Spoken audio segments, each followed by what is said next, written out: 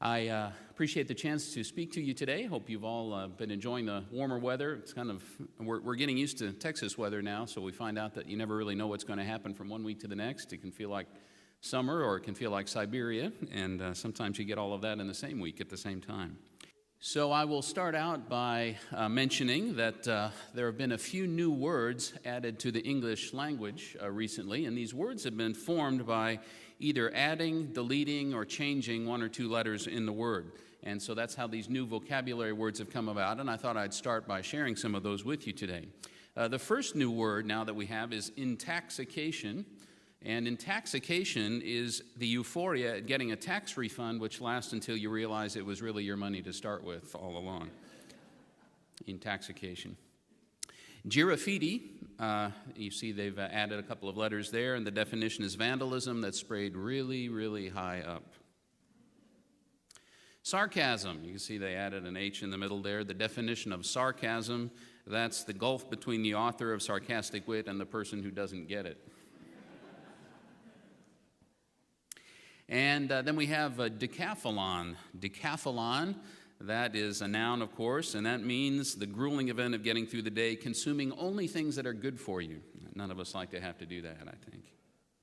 Then we have the arachnoleptic fit, also a noun, and that is the frantic dance performed just after you accidentally walked through a spider web. And finally, this is my favorite, caterpillar. Caterpillar is the color you turn after finding only half a worm in the fruit that you're eating. So now you've learned a few new vocabulary words that you can dazzle people at school or at work with. But actually, this presentation today, the sermon or the Bible study, however you want to choose to categorize it, starts in my kitchen. Now, I need to tell you this is not a picture of my kitchen. This looks nicer than my kitchen, which is why I'm showing you this one instead of my kitchen. But this was a few years ago. We had a lady that we knew very well from Africa. She was from East Africa, and we had been in her home many times, the home of her family. And by a very unusual circumstance, she was actually able to come to the United States for the graduation of one of her children who was studying in university in the U.S. And we were very happy to be able to have her over for dinner in our home. And of course, she was used to the way things work in Africa, and it was quite different for her to step into an American, even a sort of average American kitchen. And she watched my wife as she was going through all of the preparations for the meal in the evening. And she noticed that we had an electric stove that did the cooking. You didn't have to build a fire to do any of the cooking. She saw this very large refrigerator with enough space in it to hold food enough for a week or even 2 weeks. She didn't have to go shopping every day, as most women have to do in Africa. She noticed that we had a freezer, and the freezer would preserve meat almost indefinitely. You could keep meat up there for months even, and that's something that people in Africa don't have. They're not able to do that. They have to do their shopping almost daily in most cases. She noticed that we had a garbage disposal. She didn't have to even worry about putting everything in the garbage can. Some of it just went down the garbage disposal and disappeared. She was amazed by that. She'd never seen anything like that before. She saw that we had a very large and efficient clothes washer, a washing machine, and a dryer. You didn't have to go outside. You didn't have to wash things by hand on a washboard, and you didn't have to hang them out on the line to dry them. All of that could be done automatically while my wife was engaged in something else. And after she saw the vacuum cleaner, and the rug was taken care of in just a couple of seconds, rather than having to carry it outside and drape it over a branch and beat it with a stick to get the dust out of it, which again is how things like that are done in Africa. So after spending a few hours with my wife in our kitchen and observing all of these amazing devices that we all take for granted, we would be lost without most of those things, she said to my wife, "What do you do with all your time?" Because her day in Africa is taken up doing all of those things by hand. She has to go to the market and shop every day. She has to build a fire and cook the food. She washes her clothes by hand. She hangs them out to dry. When cleaning time comes, she has no vacuum cleaner. She goes through with the broom, and she carries the rugs outside and beats them with a stick. What do you do with all your time? And that is what I would like us to think about today. What do you do with all your time? Now, that may seem like a rather strange question because you may not think, first of all, that you have a lot of free time. You may feel like you're busy, busy, busy, like you're doing things from morning till night, that you don't have time to breathe. That's often the way Americans feel about their lives. In fact, there are studies that have been done recently that show that most Americans don't get enough sleep. We're undersleeping by an hour or more a night on average. So people don't think that they have a lot of extra time. They don't feel like they've got a lot of time on their hands, but in fact, they do.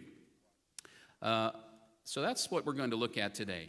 This is a study that was done by the United States Department of Labor. And what they said there, this is the way that we use our time on an average day, that is our leisure time. Now, this is time where you get to decide what you're going to do with it. This is not including sleeping time. This doesn't include working or getting to and from work. This is the free time that you can choose to do whatever you want during the day. And on average, it is stated here that the average American has over 5 hours of free time or leisure time every day. Excuse me just a moment. We've got something running in the background here. William, can you come up and show me how to turn the sound off? I've got a sermon playing on the laptop at the same time that I'm talking here. We don't want that picked up on the recording.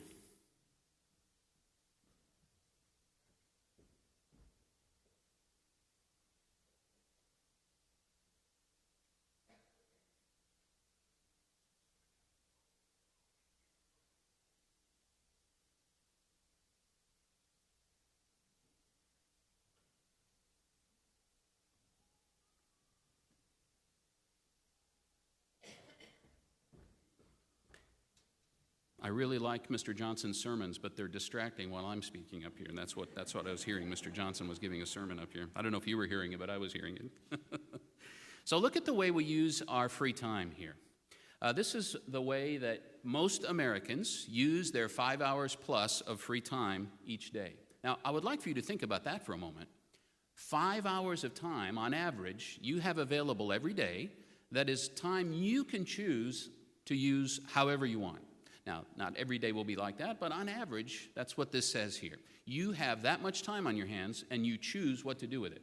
And this is how the average Americans use that time. Most of it, almost 3 hours of it, about 3 hours, is watching television. As you can see, that's the largest part of it. Socializing and communicating, you can see 39 minutes. Reading, 20 minutes. Participating in sports, exercise, or recreation, maybe going to the gym or taking a walk or something, 19 minutes. Computer games for leisure or pleasure, 25 minutes. You'll be happy to know that most Americans think about 10 minutes a day. That's a good sign. And then other leisure activities, 18 minutes. Now, that's interesting when you think about it, because probably when I said you've got a lot, what do you do with all your time? You're thinking about, I don't have time to breathe. But if you really think about it and you break down your day, I believe you'll find that you actually do have a lot of time where you get to choose how you're going to use it. And that's what I would like for us to think about today. How do you use your time? Well, we can see already from this chart that the Labor Department has put out that most people use the vast majority of their free time to entertain themselves.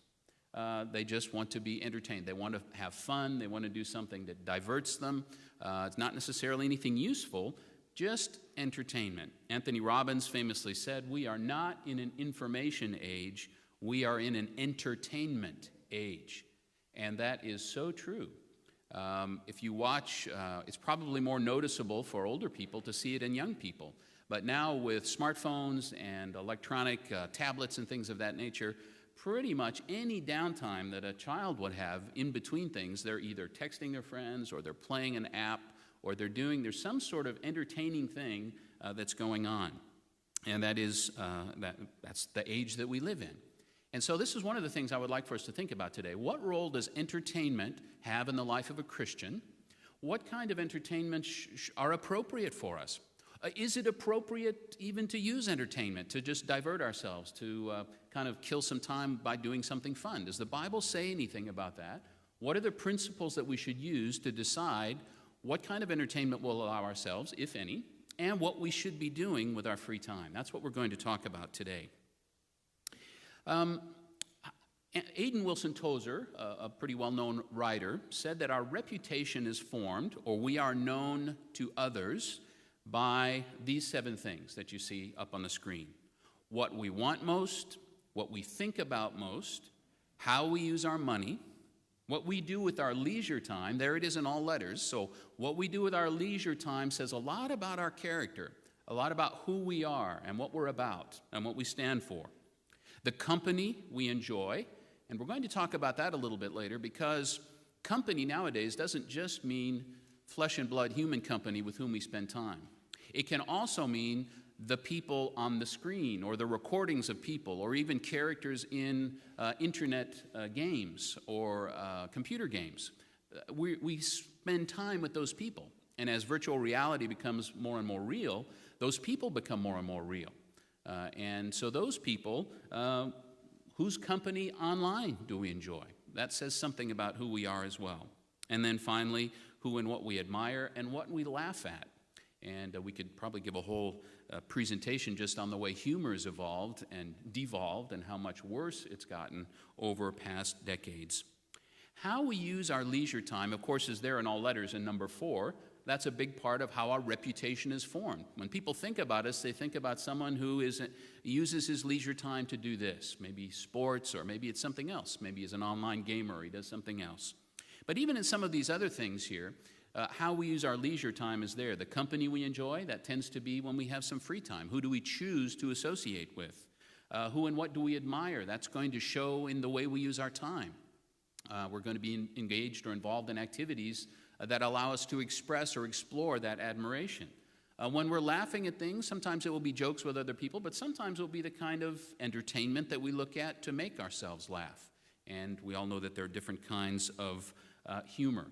So these aspects to think about, which really reflect what our character is, reflects what we are like deep down inside, a lot of this has to do with what we do in our free time or our leisure time. And I'm going to be discussing the term leisure time a little bit later as well, so we have hopefully a clearer understanding of what that is. Geoffrey Chaucer, who wrote the Canterbury Tales, wrote around 1300, so this goes way back. He's the first one to whom is attributed the phrase, "idle hands are the devil's workshop." That's a phrase that older folks probably would remember in their youth. Nowadays, we often will state it differently. We'll say, he had too much time on his hands. Now, when do we use a phrase like that? When do we say idle hands are the devil's workshop, or he had too much time on his hands? It's usually when somebody's done something really stupid, right? They did something really catastrophic that they hadn't thought through, and you're trying to understand, why would he do something like that? And the explanation is, he had too much time on his hands. He didn't have anything constructive or useful to do, and since he wasn't engaged in something constructive or useful, he ended up doing something dumb. So it's been recognized, at least back to the 1300s, in fact, you can even find proverbs that reflect this as well. If we're not using our time properly, if we're sort of at a loss, and we're not directing the use of time that's available to us, we'll end up getting into trouble. And that's it's a problem that our society is dealing with now. Young people without supervision have a lot of free time after school, and they end up getting in trouble doing things that they shouldn't. Well, what does the Bible say about free time or leisure time? And is it good for us to have leisure time? You know, there are some people, it used to be thought that you were never supposed to have leisure time. You were supposed to spend every waking moment you could working. 6 days shalt thou labor. And even on the Sabbath, we heard about in the sermonette, there were a lot of restrictions on what you could do. You were supposed to be occupied all the time, and there wasn't any room really for leisure time. People thought that wasn't a good thing. Well, does the Bible teach that? What does the Bible tell us about leisure time, and what should we understand? Well, one verse we can think about is Ecclesiastes chapter 2 and verse 24, where it says, "Nothing is better for a man than he should eat and drink, and that his soul should enjoy good in his labor." This also I saw was from the hand of God. Enjoying good in his labor means enjoying the fruits of your labor. You're supposed to have some time after work or when you're not working to be able to enjoy what you produced from your work. So this indicates that it's good to have some what we call downtime. It's good to have some free time when you can sit and think and enjoy the fruits of your labor. That's something that comes from God. It's a gift of God. We can also consider 1 Timothy chapter 6 and verse 17, where it says, command those who are rich in this present age not to be haughty nor to trust in uncertain riches, but in the living God who gives us richly all things to enjoy. Now, this indicates that God gives us many blessings, and he wants us to have the time to enjoy them. And usually that is going to indicate that we're going to have some free time with which we can enjoy those things and decide how to use the good things that God gives us and share them with family members and share them with friends and just have time to rest and appreciate it and enjoy the things that God gives us. Again, an indication from the Bible that it's not wrong for us to have free time or to have leisure time available to us. And then we can think about Ecclesiastes 11, verse 9, where it says, rejoice, O young man, in your youth, and let your heart cheer you in the days of your youth. Walk in the ways of your heart and in the sight of your eyes, but know that for all these God will bring you into judgment.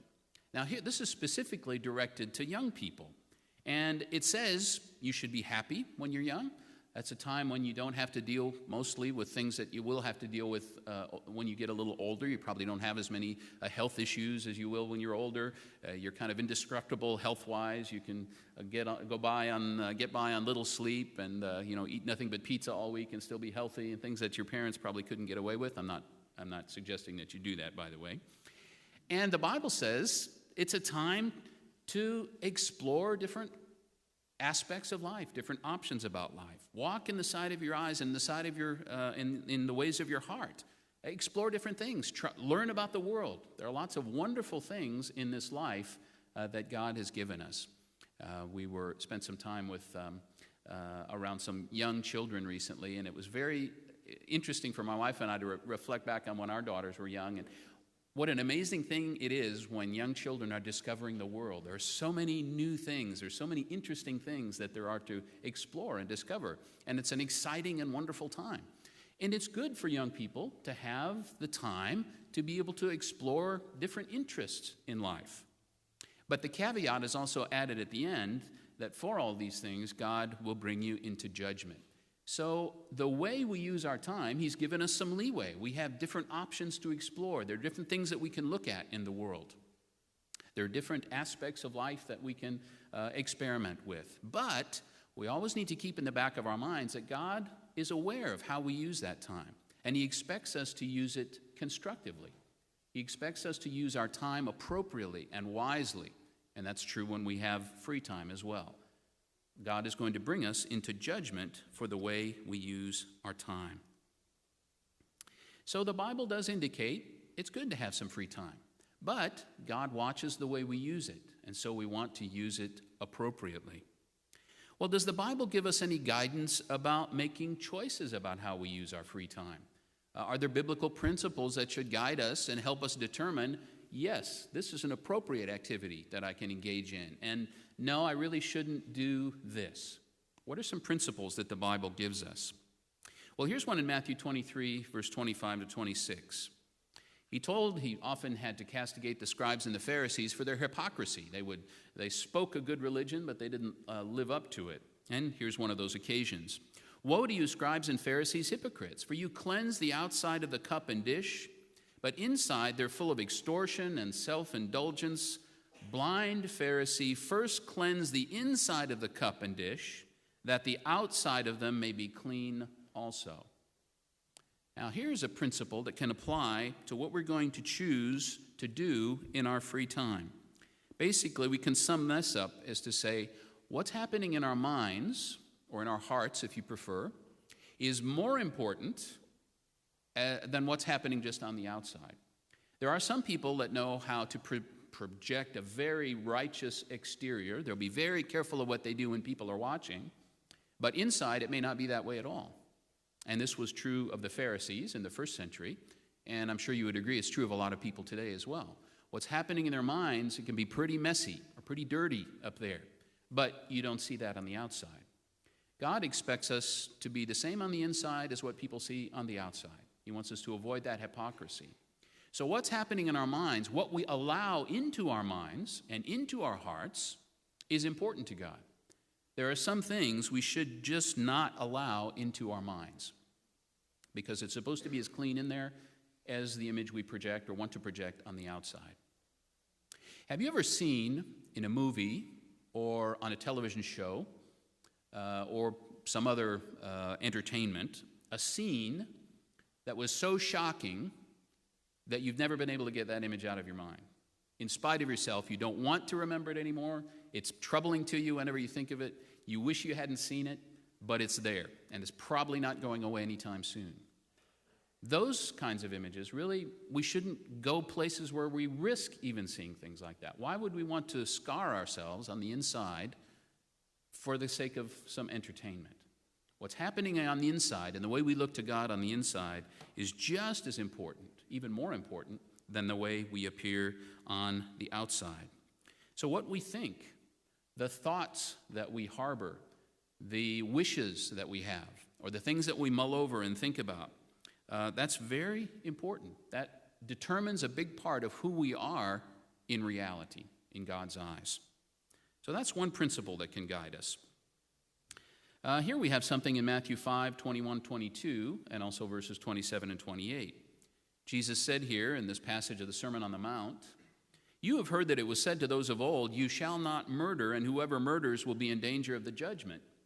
But I say to you that whoever is angry with his brother without a cause shall be in danger of the judgment." It's as if you committed murder, in other words.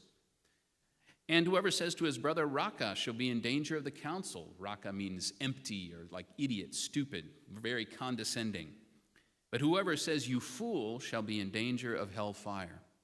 You've heard that it was said to those of old, 'You shall not commit adultery.' But I say to you that whoever looks at a woman to lust for her has already committed adultery with her in his heart." What do we learn here? Well, it's the same thing. What's happening in our minds and our hearts is a reality to God. Even if we never commit the physical act, the fact that we harbor that hatred or we harbor that lust for somebody, we've already transgressed God's law. It's as if we'd committed the act, and it's a sin for which we have to repent and must be forgiven. This is very, very important. It doesn't matter if things like that happen in public. It doesn't matter if it happens in a movie theater. It doesn't matter if it happens on a DVD in our living room. Those kinds of desires that we can have to hurt someone or to have some sort of wrong relationship with someone, that's already transgressing God's law. This is very important in choosing the kind of entertainment that we will accept and allow ourselves. Because I'm sure we would all agree there's a lot of what passes for entertainment out there in the world that is going to cause you to want to do things that violate God's law. You'll be cheering for the guy who's killing a lot of people. Yeah, get him. Or you'll be enticed to desire this attractive person on the screen or on the computer, whatever it might be. Young people need to understand this. We all need to understand this. Even if nobody catches us doing something like that, it changes who we are. It changes the essence of who we are. Even if nobody knows, even if nobody catches us, it's still a sin. It violates God's law, and we really are violating ourselves. We're changing who we are. Let's think about now 1 Corinthians chapter 15, verse 33 and 34, where it says, "Do not be deceived, evil company corrupts good habits. Awake to righteousness and do not sin, for some do not have the knowledge of God. I speak this to your shame." This is interesting. Paul was writing to church members in Corinth, and he was saying, this applies to some of you sitting in the congregation in Corinth. I'm saying this to your shame. You should know better than this. But apparently there were some people in Corinth who are hanging around with the wrong crowd. Now, we don't have a lot more details on what that was exactly or how that played out, but evil company corrupts good habits.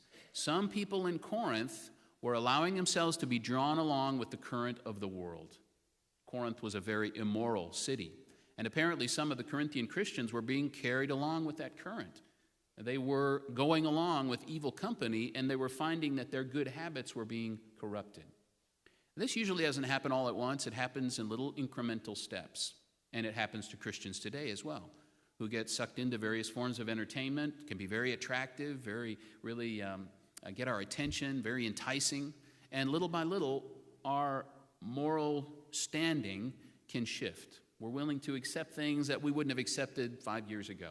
Well, it's commonplace now, it's so common, and that's how evil company ends up corrupting good manners. We can't let society's values, falling values, draw us along with it in its downward slide. And that's going to require a lot of attention from us, already does, and it's going to be increasingly that way as time goes on. Let's also think about Proverbs chapter 22, verse 24 and 25. Here we read, "Make no friendship with an angry man, and with a furious man do not go, lest you learn his ways and set a snare for your soul." This is a very important principle, and young people in particular need to understand it, although it's important for all of us. The people you hang around with affect you. I can remember telling my mom, "No, they don't. My friends don't affect me. I know what I'm supposed to do. It doesn't really matter what they do. It's not going to affect me. I'm still going to do the right thing." And I learned over time that the Bible is true. They do affect us. The people we hang around with affect us. If you hang around with people who are in trouble with the law, you're going to end up in trouble with the law sooner or later. Not the first day maybe, but it'll happen. You hang around with people that do drugs, you're going to be enticed to do that. You hang around people that engage in other wrong kinds of behaviors, you're going to be pulled in that direction. Don't keep company with people who are going to entice you to go the wrong way. And remember, we've said that what's going on the inside is just as important as what's happening on the outside. Nowadays, it's possible to hang around with people simply on the computer screen. Maybe you hang around with Grand Theft Auto, guys who are shooting hookers and stealing cars and shooting at policemen. That's a very bad crowd to hang around with. You say, well, that's not people, that's just a computer game. We're going to talk more about that. When you repeat behaviors, even just in a virtual environment, it affects you. It does affect you. And like I said, we'll talk more about that later. So when it says make no friendship with an angry man, I would also say make no friendship with a bad video game, with a violent video game, or with any kind of entertainment, MTV or whatever it might be, that's going to drag your mind in a direction where really deep down inside, if you think about it, you know you really shouldn't go. It's important that you guard yourself. You've got to guard your own heart and mind about this. For example, in Proverbs 4, verse 23, it says in the New King James Version, "Keep your heart with all diligence, for out of it springs the issues of life." The New Living Translation translates it, "Guard your heart above all else, for it determines the course of your life."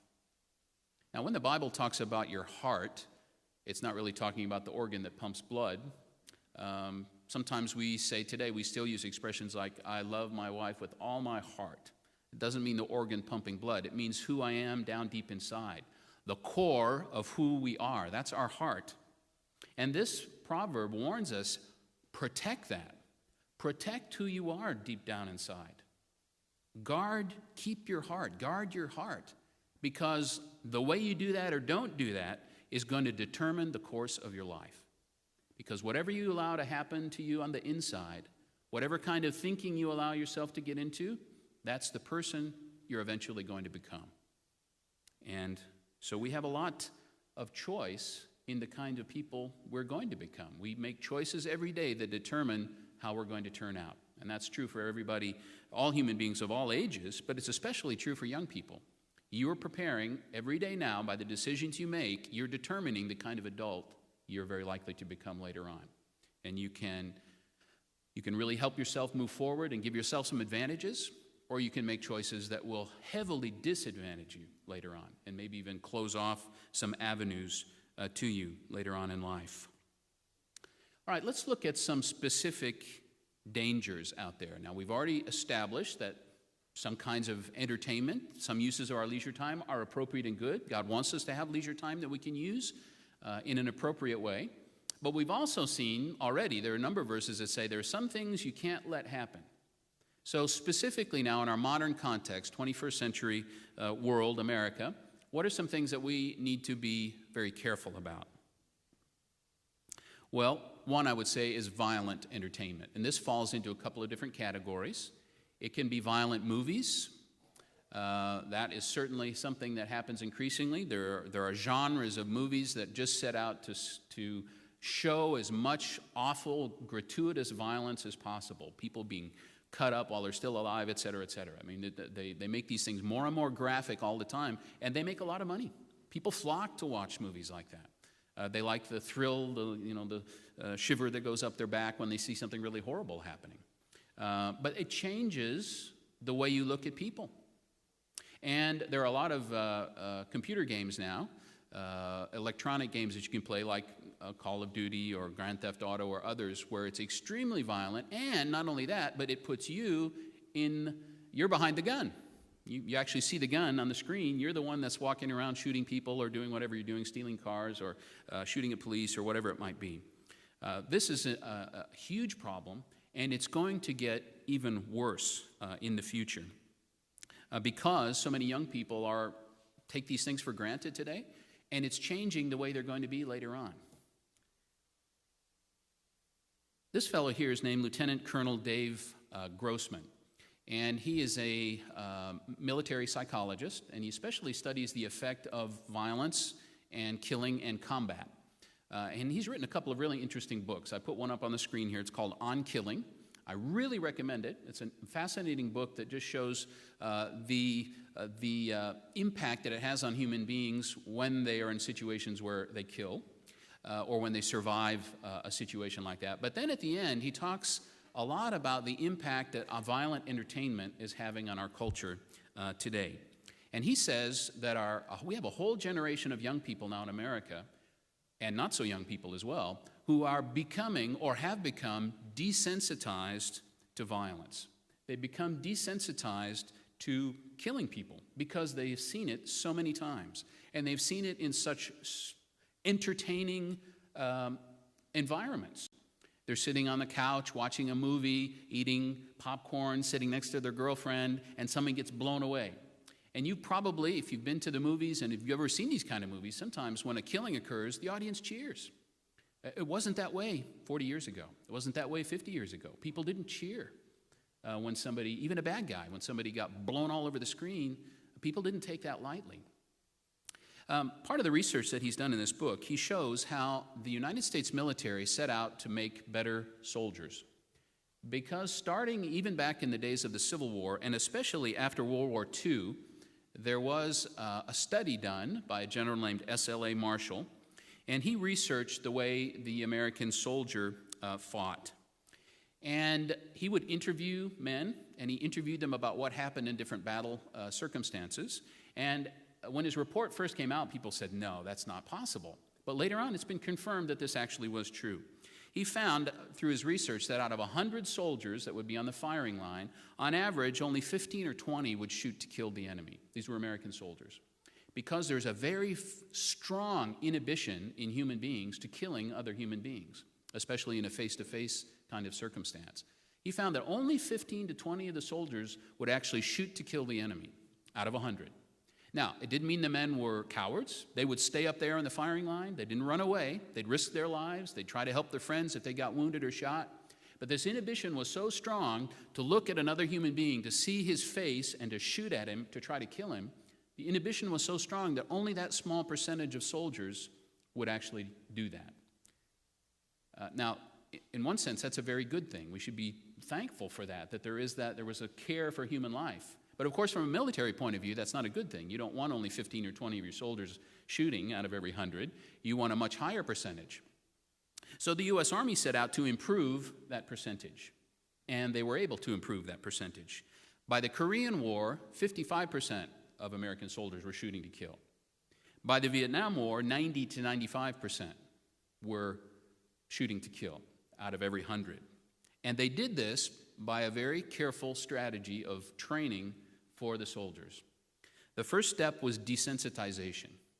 Desensitization was getting the soldiers used to the idea of killing people. They would talk about it a lot.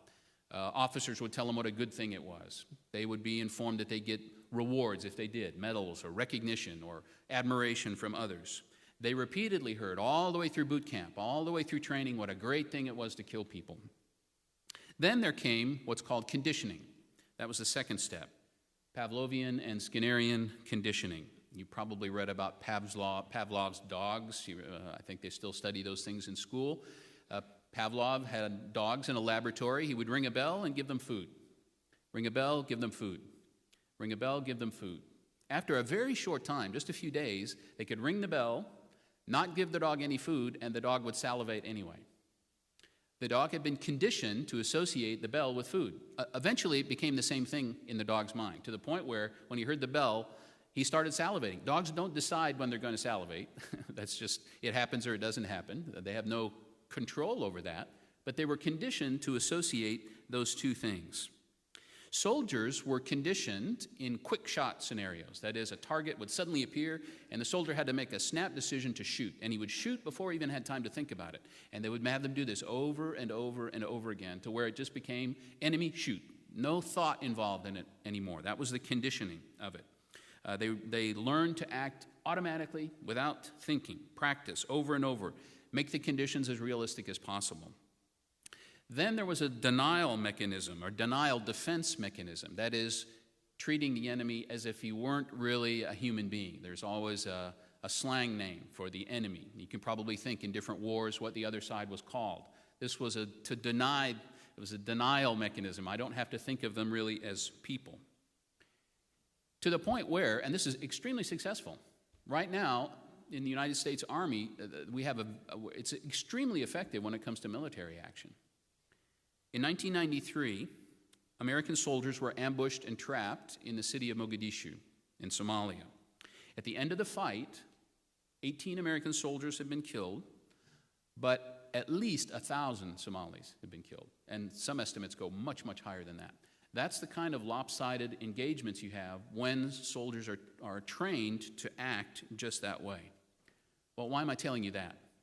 Because one of the things that Colonel Grossman points out is that a lot of the entertainment that our young people are watching, and older people as well, but especially younger people, is going through exactly that same process, especially first-person shooter games, where you're the guy holding the gun in the computer game. But even others where when you're just watching the movie, you're desensitized. That's the first thing that happens, because you've watched people. How many people have you seen killed on the screen in your lifetime? Thousands. Even those of us that don't go to the movies very often, wouldn't you agree? At least thousands of people we've seen died. And that didn't used to happen that way a generation ago or 2 generations ago. So we've been desensitized to it, to the point where, as I mentioned, sometimes in theaters, somebody gets just blown apart and people cheer. Yay. It wouldn't have been that way a generation or 2 ago. So our young people get desensitized to violence. They take it for granted. They almost miss it. If there isn't some bloodshed in a film, it's going to be boring. Oh, it's only a G-rated movie, only PG. That means there's not going to be any skin and there's not going to be any violence. It's not worth going. Now, young people want that now, and older people as well. Those are the movies or the games that make a lot of money. There's conditioning, like I said, where you play that computer game, you get rewarded. You get points for shooting more of the enemy. You get upgraded weapons, or you get whatever it is, you're getting rewarded for doing it. And you learn to shoot, you learn to make snap decisions, and a lot of those things end up transferring over into the real world. Almost all of the school shooters in recent American shootings have been playing these kinds of games hours and hours and hours. They get desensitized, they get conditioned, and even the training that they do transfers over. There was one fellow in a school shooting. I've forgotten exactly where that was. I was trying to track down the example, and I remember it very clearly, but I couldn't find the source.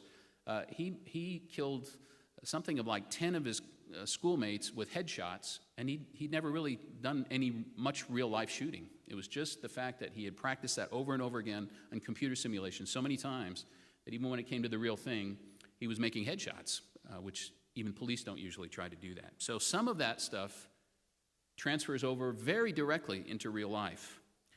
So it's important for us to understand, as parents, we need to be very aware of what our children are doing, what games they're playing, and what they're doing on the internet, and what movies they're watching. And I would say to young people here, and this tends to be more guys than girls, if you're playing Grand Theft Auto 5, you shouldn't be. If you're playing those first-person shooter games, you need to stop, or you need to have a long talk with your parents about it, because it is changing who you are. It's desensitizing you to violence, and it's teaching you, your heart, that it's okay to do those things. You're hanging around with the wrong crowd, so don't do it. Please stay away from that. That's not the only game. There are other games like Doom, Call of Duty, Bulletstorm, Mortal Kombat, etc. Parents, please, if you've not done this before, go in your son's room and find out what games he's playing. Ask him to have a conversation about it and discuss whether or not that really has a place in your family's life. This is a really, really important conversation that you need to have. Another thing that we have to be very careful about now in entertainment is sexual conduct as well in media. The same thing is happening here on a different level. People are becoming desensitized to it. They're accepting as normal things that would never have been accepted as normal a generation or two ago, even 10 or 15 or 20 years ago. Would not have been accepted as normal, and now they are. There's a huge shift happening in America right now of what is going to be considered acceptable. If you think about music, if you ever listen to the lyrics of modern, popular music, a lot of it's pornography set to music. I mean, they're pushing wrong values. It's not about marriage and courtship and family life. It's about quickies and all of that kind of stuff, where there's no follow-up to it. There's no real relationship. So music, which a lot of our young people are listening to all the time. You've got it on your phone, you've got it on your iPad, you can choose the music you listen to. Pay attention to the lyrics that you're listening to, because you're hanging around with those people, and they're changing your heart. Popular books and magazines encourage wrong sexual relationships all the time, and that's how they make their money. Movies, PG-13 and R-rated movies, are pushing the envelope more and more. Most films don't hit blockbuster status unless there's nudity and sexual conduct or violence, or some combination of the two, because that's what people have become accustomed to, and that's what they want. But that's not what a Christian should want. We can't imagine Jesus Christ going into one of those cinemas and watching that movie. And I may mention this again, but that's a pretty good indicator for us, is to say, if Jesus was coming over to my house tonight, would I be playing this video for the evening's entertainment? Or would I want him to play this video game with me for a few minutes? If we would be uncomfortable with that, then that's probably our conscience telling us, you really should be finding another form of entertainment. Movies are getting worse and worse. And you're probably aware of this, but a lot of times what they'll do is they will work with the ratings agency because they want to have an R. They want to have an R. They don't want an NC-17. So they'll put as much in there as they can, and they'll get right up to the edge, the outside edge of what an R is allowed. And sometimes they go over a little bit, and the ratings commission will say you're going to get an NC-17, and they'll say, well, what's the scene that I have to take out? And they'll take out just that one scene that went kind of over the top, because they want to get as far out there as they can with the nudity and the violence. And that's the entertainment culture that we live in. And we have to make choices about what we're going to accept to watch and what we're not. And this is already a huge scourge in our country, and it's going to get worse. That is pornography, especially internet pornography. It is increasingly easy to access. It used to be if you wanted to look at pornography, you had to go down to a seedy part of town, or you had to go into a magazine shop, and you risk some of your neighbors seeing you, and that was a deterrent. Now you can sit in a private room in your house, in your bedroom or whatever, and you can see things that are way beyond any kind of pornography that would have existed even 20 years, even 10 years ago. It's increasingly vile and violent. And the reason is because people are getting desensitized. They're always looking for that kick. They're always looking for that thrill that goes beyond what they had before. And so the pornography has to get harder and harder and more vile all the time. And I saw an interview recently with an expert on the matter who said she had interviewed a lot of men who had a pornography addiction, and almost invariably they admitted that they ended up looking at things that they would have found so abhorrent when they started that they wouldn't have looked at it. But they ended up accepting it down the road because they became desensitized. And they always had to look for something that was farther out and farther out. Parents need to know that your children have probably already come across it in spite of best efforts. According to the Justice Department, 90% of children between ages of 8 and 16 have accessed it, either by accident or on purpose. So it's really important as parents that we have filters on the internet at home, but those don't work 100%. So you've got to be aware, there's got to be some oversight. You really need to be aware of what your children are looking at. It's a good idea not to let them be able to have unfettered access to the internet in their room where they can close the door. Internet, especially for younger kids and younger teens, needs to be out in a public part of the house where everybody can be aware of what they're looking at. I read a report from a psychologist and several doctors who have looked into this, and they feel that the addiction that comes from pornography is stronger than that comes from cocaine. And we all know we've heard the stories of how addictive that can be. So you start going down that road, you could get caught up in it and have a really, really hard time stopping. So the best thing is just don't go. Don't go there. It's not good for you. It's not good for society. And it's not going to take you anyplace good. Please don't get involved in that, guys, men. And this can be a temptation for any man. Don't do it for the sake of your family. Most divorces that happen today, internet porn is somehow tied up in it. The lawyers will tell you that. More than half. That's some factor in the divorce and the breakup of the family. For the sake of your education, it can be so addictive that you lose interest in getting your education and getting good grades and the rest of it. That's happened to many, many people. For the sake of your mental health, because it will change who you are. And if you hang around with wrong, twisted people, it will twist you. So just don't. For the sake of your mate, if you're married now, or if you're not married now, for the sake of your future mate, because you're being unfaithful to her if you're watching things like that now, and it will change the kind of husband you'll be. And for the sake of your relationship with God, because it can get in the way of your relationship with God as well. It's hard to pray when you're feeling guilty about something like that, and you're caught up with something where you feel like you're losing control. That's you can feel guilty about talking to God in those kinds of situations. So please, guys, don't go there. Stay away from it. It's incredibly, incredibly destructive. And parents, we've got to make sure we do everything we can to protect our children and our teens from these kinds of influences. They need help. Even the best kids need help to be able to resist those kinds of influences. We also need to be aware of hidden messages in the entertainment of society. And these are also things that we become desensitized to. And so it's important in family situations and in our own lives, if we're adults, even if we don't have children right now, we've got to be aware of very seductive messages that are constantly put out there in most all of the entertainment that's out there. And we'll look at a couple of them. One of them is disrespect for God and all authority. Christianity is under attack in the United States. They want it out of the public, can't even talk about it, don't bring a Bible to school, don't talk about God at school. None of that was true when I went to school, and it wasn't for the parents of teens that are here now. You could bring a Bible to school, you could talk about it, you could pray sometimes. We prayed over lunch when I was in public schools. That was very common, and now they want all of that out of there. There's disrespect for God, there's disrespect for the principles that are found in His Word. A Christian way of life is being increasingly vilified, and we've got to be careful that we don't allow that to affect us. There's a great disrespect for God's law, and for most law. People don't want to have any laws now. You can't tell me what to do. I can do whatever I want. The police are seen as the bad guys, right? Because they're enforcing the law. And that's bad. Laws are bad. We don't want laws enforced. But God's law is good. It's the way that shows us the way to life. We've got to understand law is good. Good law, at least, is good. It's a good thing. We need laws. We need rules.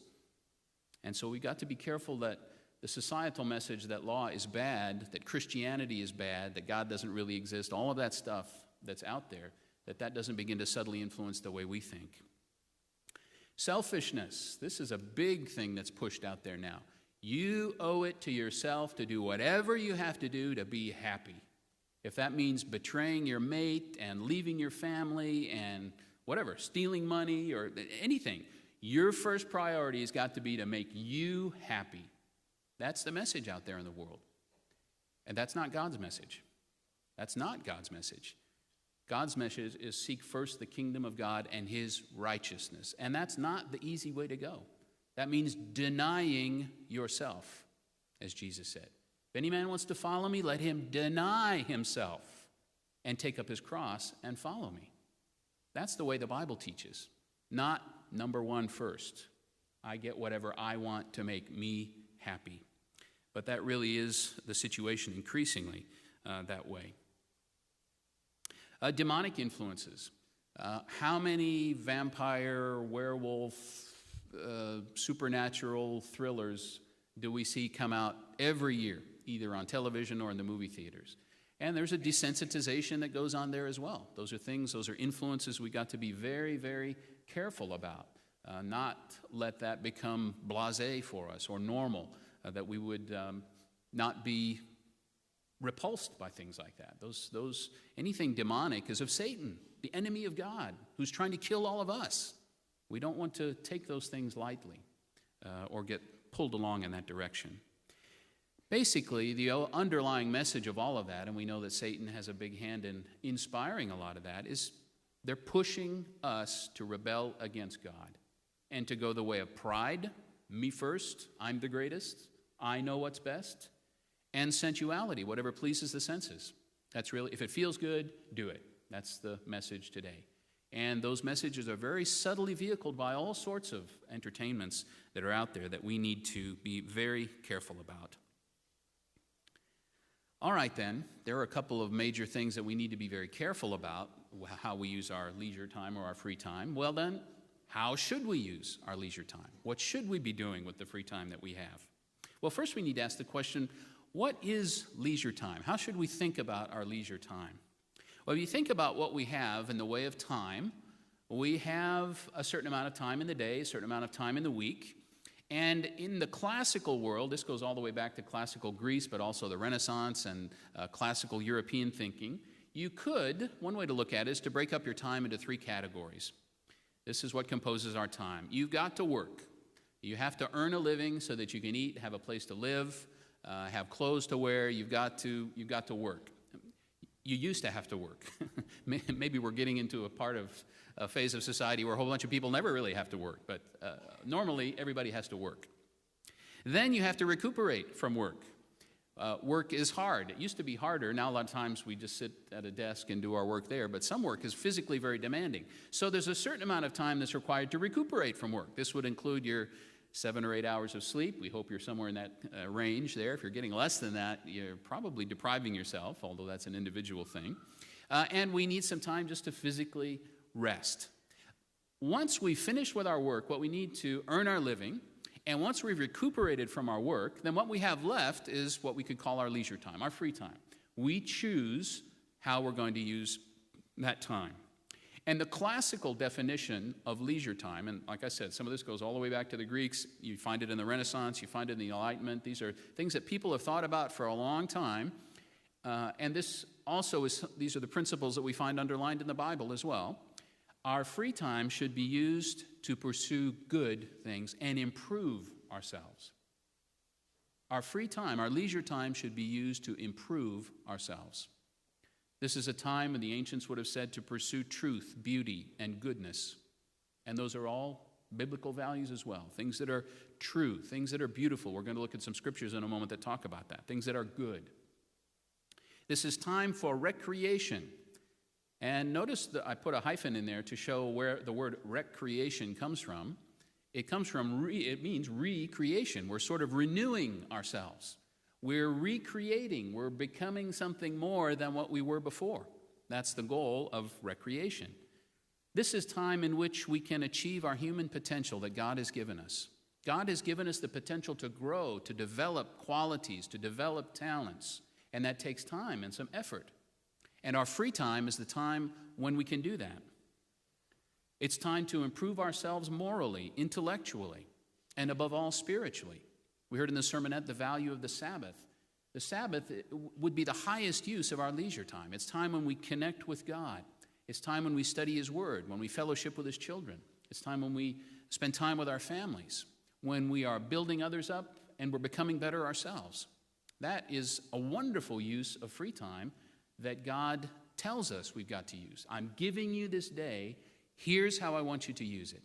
That's the Sabbath. It's for your good. It's going to build you up. It's going to make you better. It's going to recreate you. And when we use the Sabbath properly, that's what it does.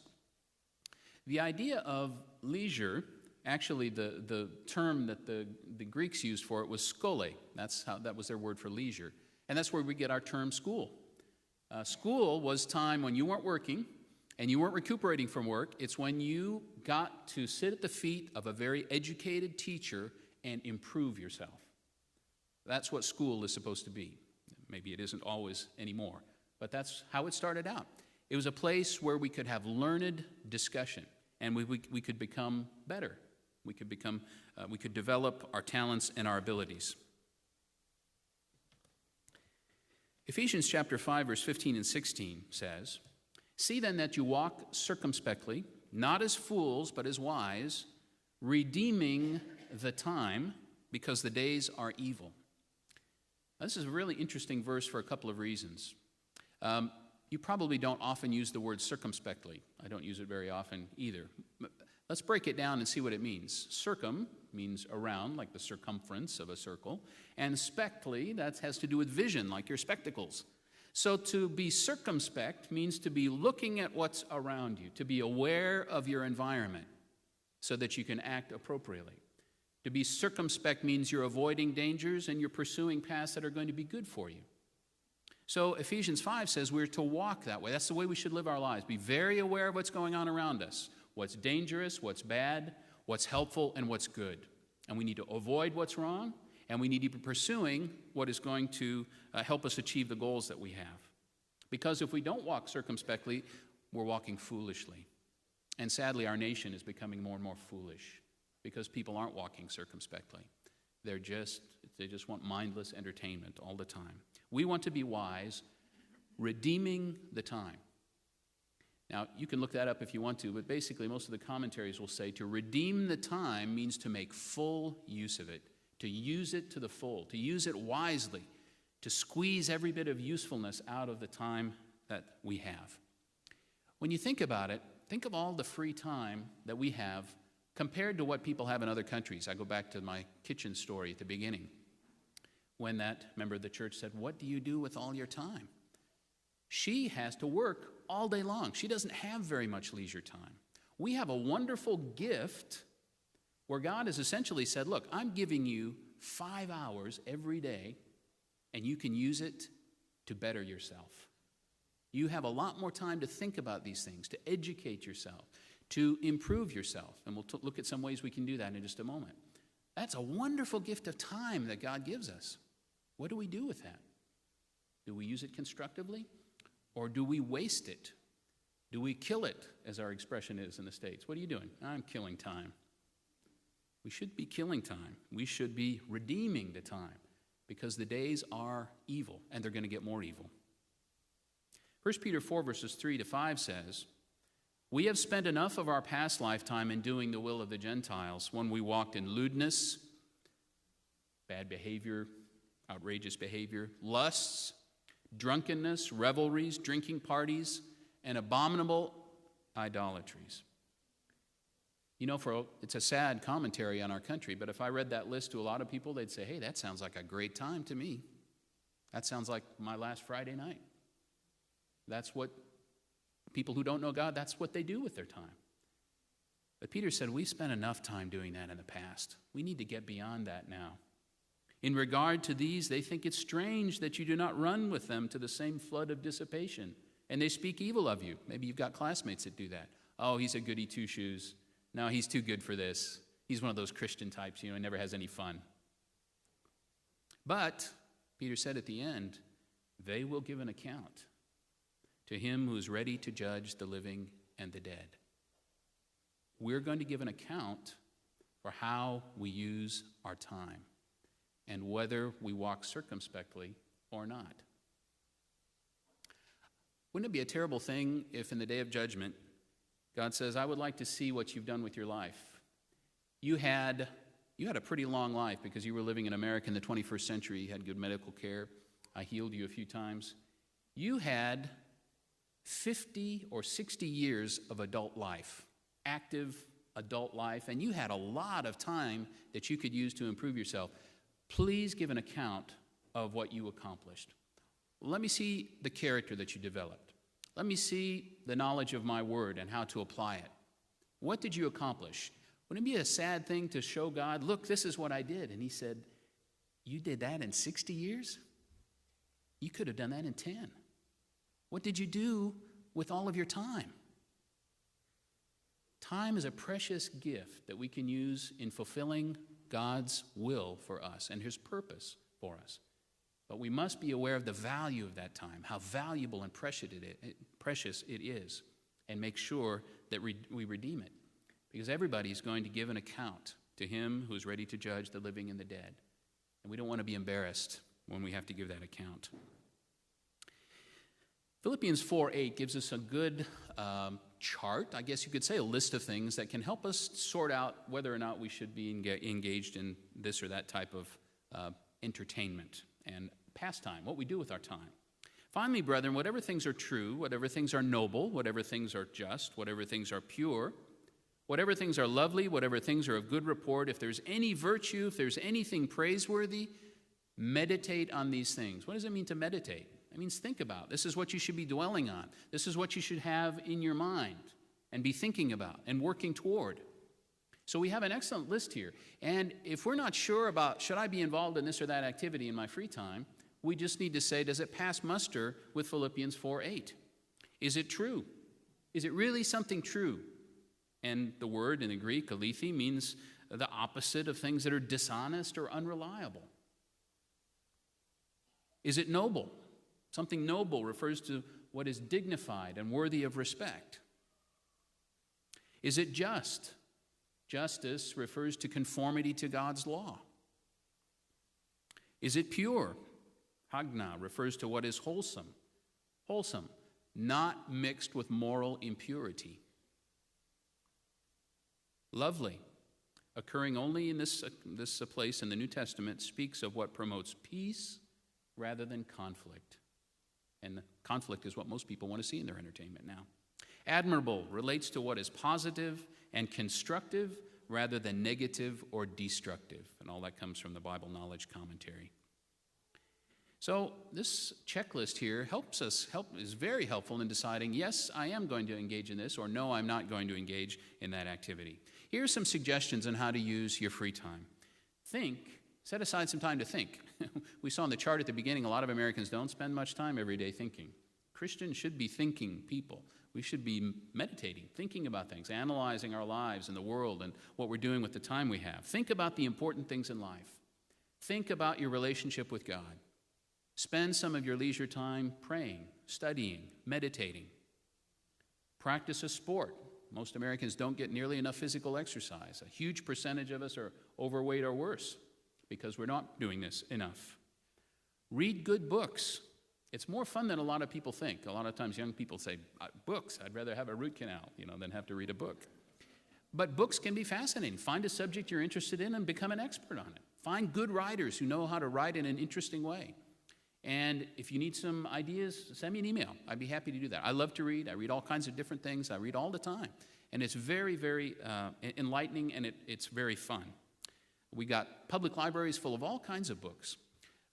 Most places in the world, most countries in the world do not have free public lending libraries. Most people in the world have very little access to books. If you were living in France, for example, a book that would cost you $10 here would cost you at least $20 there. Books are at least twice as expensive, if not more. And there are no public lending libraries. You have to buy them, or you have to borrow them from a friend or something. So most people outside the U.S., even in Europe, don't have as easy access to books and learning as we do. There's a fellow named David Noble who said, if you want to lead, you have to read. And that is so true. Reading a good book is an amazing gift to you because it gives you the opportunity, if you choose them wisely, to borrow the mind of an intelligent, articulate, educated person who spent a lot of time studying and writing on a particular topic. They've spent years studying it and writing about it. And you can have all of that for a couple of hours invested. That's an amazing exchange that you can have there. You give a couple of hours, you get the concentrated knowledge of something that took someone years to do. And there are all kinds of books out there on all sorts of fascinating topics, and they're not expensive. On Amazon, you can get a lot of books now for a penny, plus $3.99 shipping. Or if you got a Kindle or something else, you can a lot of the classics you can even download for free now. They're in the public domain if you've got a tablet of some sort. If you want to lead, you've got to read. And that is very true. The Bible, first of all, as you see in the upper left corner, but read other things. Read history, read biographies. Biographies are very motivational. When you find the life of a great person, it makes you want to continue and strive and overcome. Appreciate good music. Break out of the mold. Try to learn something about music you don't know anything about, or learn to play an instrument. It's a wonderful skill to develop. Spend your time supporting and helping others. That's a wonderful use of our time. Look forward to stimulating conversations with friends about things that really matter, not things that don't matter, things that really matter in life. I hope you have some friends like that you value and with whom you can discuss the really weighty, important matters of life. Those are very vital friendships. There are games we can play that are constructive. There are games out there where you learn things, where you're learning while you're playing it. If you're going to play a game, at least play something where you're learning something. Why not? They're just as fun as the others. And enjoy one another's company at occasions like we had at the Winter Family Weekend, like we have at the Sabbath here when we can get together, excuse me, and like we have when we have different church activities, where we have campouts, we have outings. It's a wonderful time to spend quality time with people who are pursuing the same goals that we are. And it's a way that's pleasing to our Father in heaven. It makes us better people. 2 Corinthians chapter 10, verse 4 and 5. We're getting close to the end here now.